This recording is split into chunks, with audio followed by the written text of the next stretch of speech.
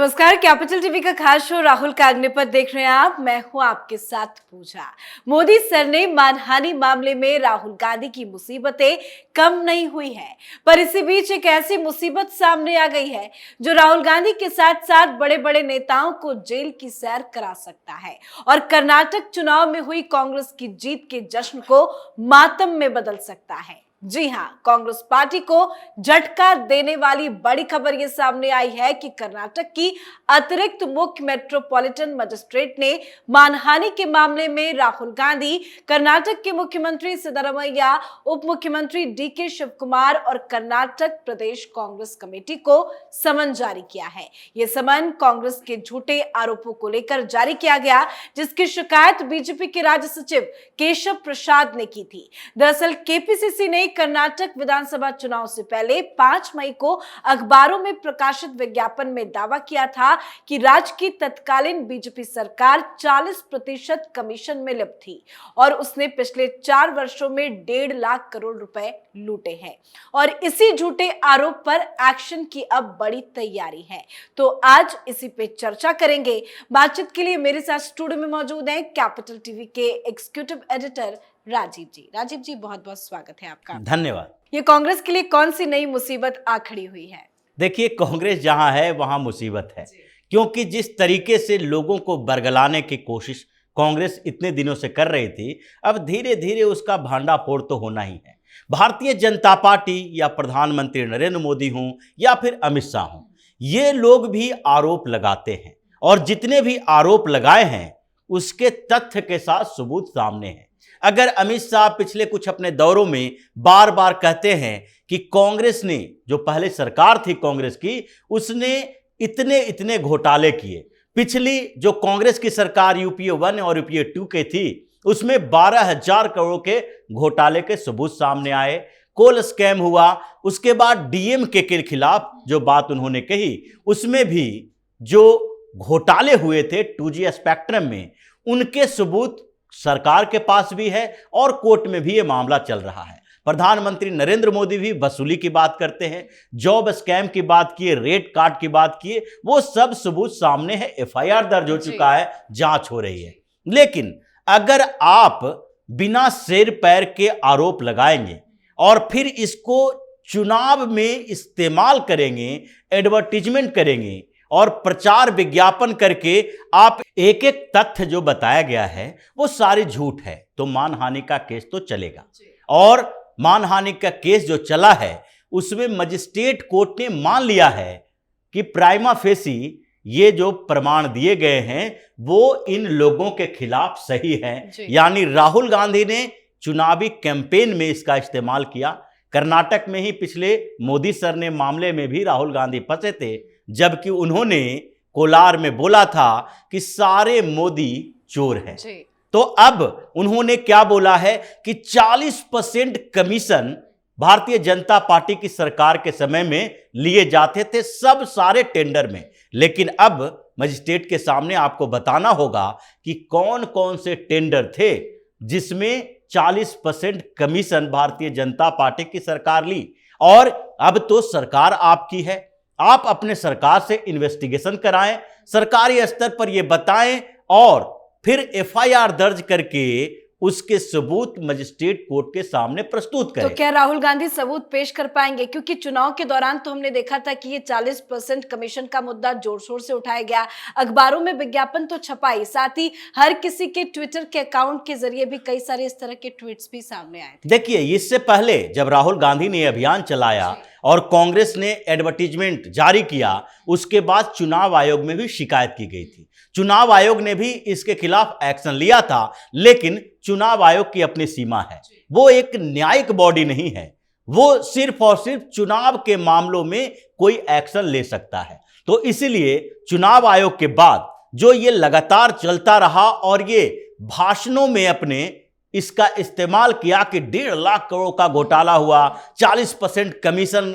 खा रही थी सरकार, ये कमीशन खोरों की सरकार है, ये सारे के सारे जो टेप हैं, इन लोगों के भाषणों के जो सबूत हैं, अखबारों में जो विज्ञापन है, वो सारा दिया गया है मजिस्ट्रेट के सामने और मजिस्ट्रेट कोर्ट में ये पेश किया गया तो नोटिस भेजा गया है। अब डीके शिवकुमार बताएंगे उसके बाद सिद्धारमैया बताएंगे और साथ ही बताएंगे राहुल गांधी कि आपने जो इस्तेमाल किया लोगों को बरगलाने के लिए, जो झूठ फैलाए, उसके सबूत आपके पास क्या है। अब ये लंबे समय तक टाल मटोल करेंगे कि हमने ये जो अखबारों में जो छपी हुई थी, एक खबर छपी थी जिसमें एक ठेकेदार ने आरोप लगाया था और जिस मंत्री के ऊपर आरोप लगाया गया उस मंत्री को सीधे मंत्रालय से हटा दिया गया, इस्तीफा दिलवा दिया गया। लेकिन फिर भी वो एक ठेकेदार के आरोप के आधार पर आप पूरी सरकार को बदनाम नहीं कर सकते। और इसी मामले में अब नोटिस जारी किया गया है।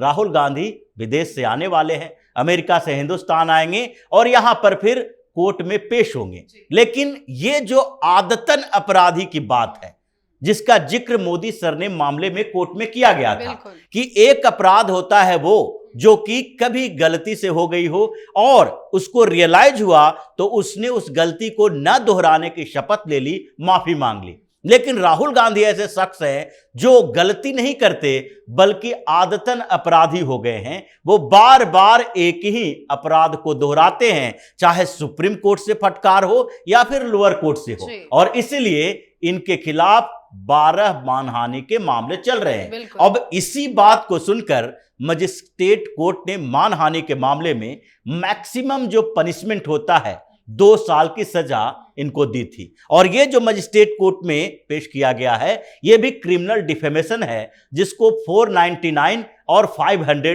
के तहत दायर किया गया है, जो सारा मामला वही है जो कि सूरत के कोर्ट में दाखिल किया गया था और उसी मामले में राहुल गांधी को 2 साल की सजा हुई थी। जी, हालांकि अभी हाल ही में मुंबई से राहुल गांधी को थोड़ी राहत जरूर मिली है, लेकिन वो राहत है, ये इंटरिम राहत, जो अंतरिम राहत दी गई है वो राहुल गांधी के उस गिड़गिड़ाहट के बाद दी गई है कि जब इनके वकील ने कहा कि अभी हमारे जो मुवक्किल हैं वो अभी विदेश दौरे पर हैं और वहां से घसीट कर आप नहीं बुला सकते।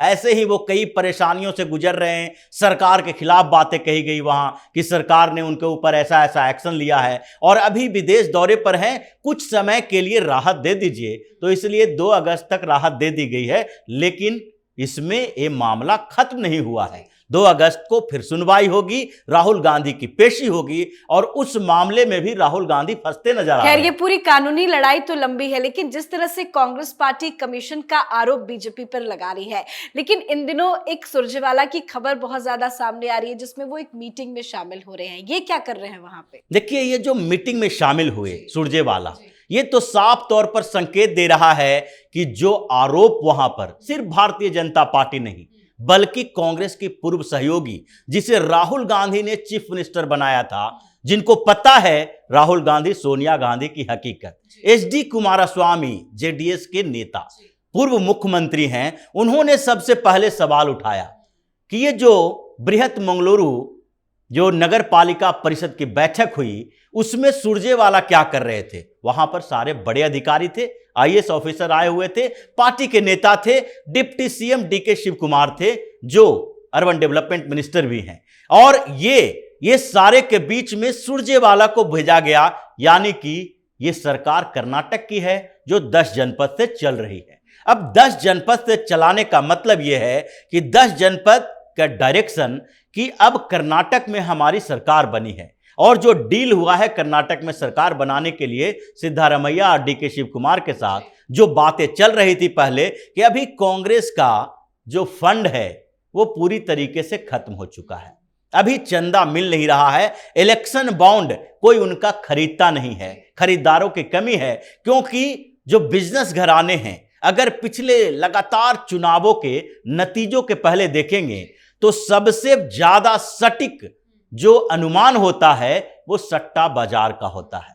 ये जो सारे जितने भी ओपिनियन पोल, एग्जिट पोल करते हैं उन सब से ज्यादा सटीक सट्टा बाजार का ओपिनियन होता है, क्योंकि उसके पास जो नेटवर्क है वो सामान्य लोगों का भी है और ओपिनियन पोल और एग्जिट पोल करने वाली एजेंसी का भी। इन सारे लोगों को इकट्ठा करके वो एक सट्टा लगाता है जीत हार पर। तो इन लोगों को पता है कि अब आगे 20 सालों तक कांग्रेस का कुछ नहीं होने वाला है, केंद्र में सरकार नहीं बनेगी। अब ये लोग पैसा दे नहीं रहे हैं तो अब उगाही कहां से होगी? छत्तीसगढ़ से, राजस्थान से, कर्नाटक से, क्योंकि झारखंड में सरकार जिसके साथ है वो तो कांग्रेस से भी ज्यादा लुटेरी पार्टी है, झारखंड मुक्ति मोर्चा, जो पूरी तरह से खजाना खाली करने में लगे रहते हैं। टेंडर भी वो कमीशन के आधार पर नहीं लेते, बल्कि अपना ही टेंडर अपनी कंपनी को दे देते हैं। छत्तीसगढ़ में वैसी ही स्थिति है, कोल घोटाला हो या ट्रांसपोर्टेशन घोटाला हो, एक्साइज घोटाला हो, सब में वो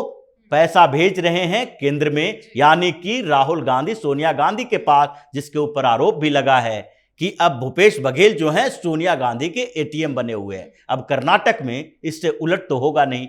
तो जो सुरजेवाला को भेजा गया, वो सुरजेवाला वहां पर जाकर देख रहे थे कि जो बेंगलुरु का विकास होगा, जिसमें बड़े बड़े जो रियल एस्टेट कारोबारी आएंगे, उससे कितने करोड़ की वसूली होगी, और उस वसूली में हम राहुल और सोनिया के लिए कितना पैसा ले सकते हैं, क्योंकि इनको पूरी तरीके से विश्वास डीके शिव कुमार पर भी नहीं है, सिद्धारमैया पर भी नहीं है। ये जानते हैं कि डीके शिव कुमार और सिद्धारमैया ये दोनों वहां के नेता हैं जो अपनी तिजोरी पहले भरेंगे और उसके बाद यहां पर पैसा भेजेंगे। ये डीके शिव कुमार ऐसे भी 1200 करोड़ रुपए का तो मॉल ही बना के रखे हैं बेंगलुरु के अंदर, वो उस समय की जब पिछली सरकार में वो मंत्री थे। और अब फिर से इन लोगों ने जो वसूली तंत्र शुरू किया है, उसमें राहुल गांधी के दूत के तौर पर भेजा गया था सुरजेवाला को, जो अभी तक कांग्रेस एक्सेप्ट ही नहीं कर रही है कि वहां पर सुरजेवाला शामिल थे, जबकि सारे सबूत हैं कि उस बैठक में दूसरे अधिकारी थे और उसके साथ साथ डीके शिव कुमार भी थे। सुरजेवाला उस बैठक में शामिल थे, मीटिंग में शामिल थे। तो अगर आप नकार रहे हैं, इसका मतलब है कि दाल में कुछ काला है। आप अगर ये कह सकते थे कि सुरजेवाला कर्नाटक के दौरे पर गए थे, डीके शिव कुमार ने बुलाया कि यहां पर हमारे डेवलपमेंट काउंसिल की बैठक हो रही है, इसलिए आप भी इसमें शामिल हो सकते हैं स्पेशल इनवाइटी के तौर पर, एडवाइजर के तौर पर। लेकिन यह नकारा जा रहा है कि ये बैठक में शामिल नहीं हुए। इसका मतलब कि इन लोगों ने जो प्लानिंग बनाई है कर्नाटक को लूटने की, और 2024 के लोकसभा चुनाव से पहले कांग्रेस के जो फंड को बढ़ाने, राहुल सोनिया गांधी के लिए पैसा इकट्ठा करने की जिम्मेदारी जिन लोगों को दी गई है, उसमें सुरजेवाला भी शामिल है। और कर्नाटक में उगाही का खेल शुरू हो चुका है, लेकिन भारतीय जनता पार्टी और जेडीएस दोनों का गठबंधन इस बार होना है।